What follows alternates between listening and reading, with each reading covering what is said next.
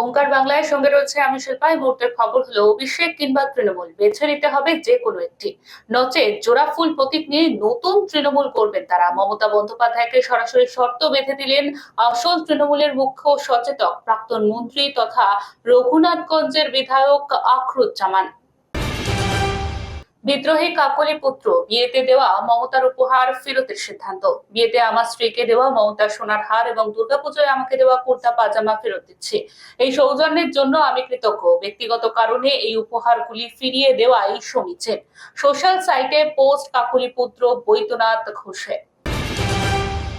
বারুদের গন্ধ পেরিয়ে অবশেষে শান্তির বৃষ্টি ঝরছে মধ্যপ্রাচ্যে। খুলতে চলেছে বিশ্বের তৈল ধমনী হরমুজ প্রণালী। তবে হরমুজের নিচে ছড়িয়ে ছিটিয়ে রয়েছে একাধিক ঘুমন্ত দানব।